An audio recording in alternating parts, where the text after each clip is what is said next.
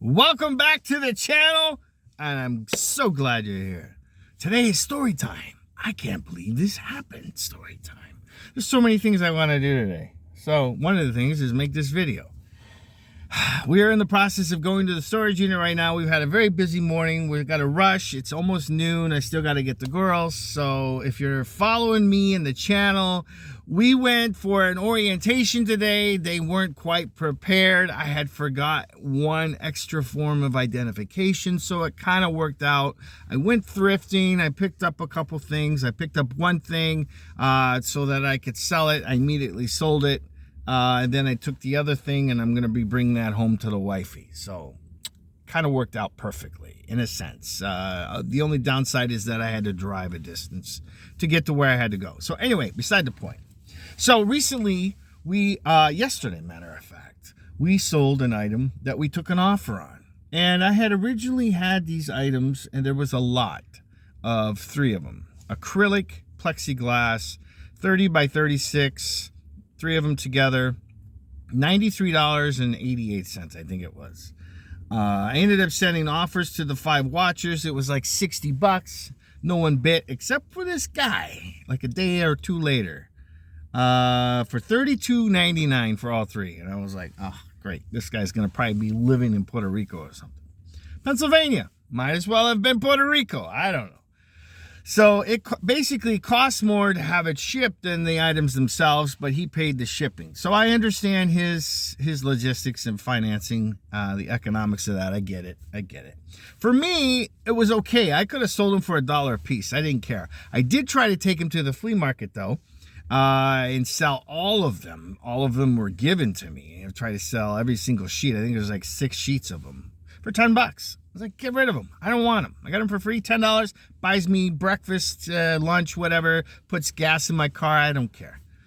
So anyway, we put them online. They've been online for a bit.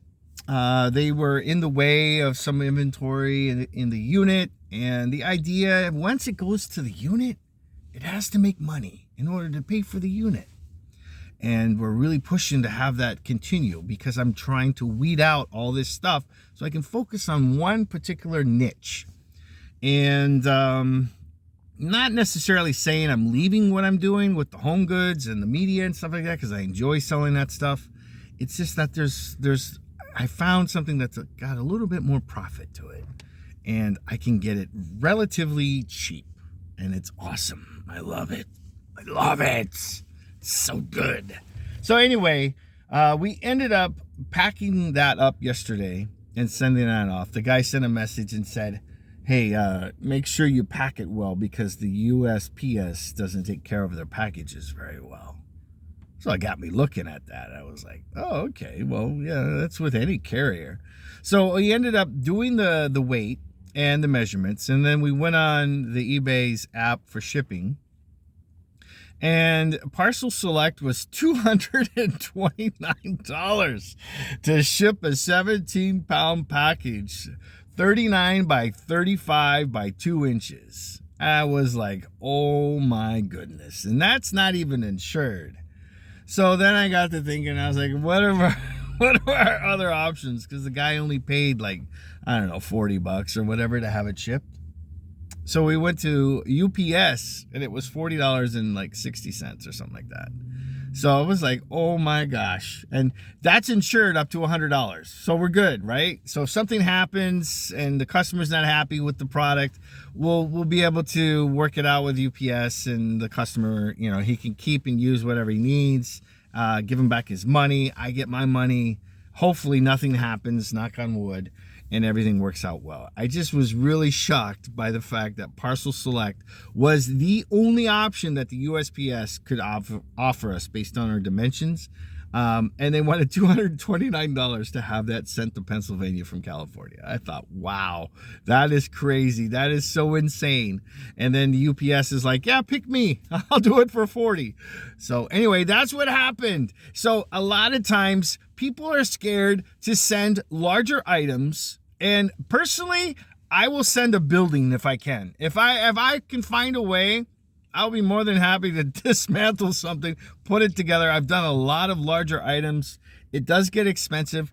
I have learned a lot in the process of doing that, there was an item that I sent to Puerto Rico for, I don't know, I can't remember. It was a couple $100, but by the time I had it dismantled and put in a package and sent off, I only made like $1.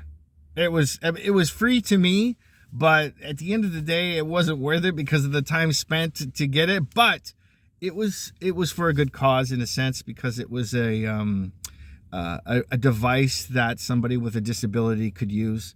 And I'm trying to convince myself. I mean, it would have been nice to have made money on something like that, but in the long run, they were going to throw it away. I acquired it, I fixed it, I repaired it, and sent it off to somebody supposedly who was going to use it for their ability to get around it. So at the end of the day, whatever. I'm good with it, but yeah.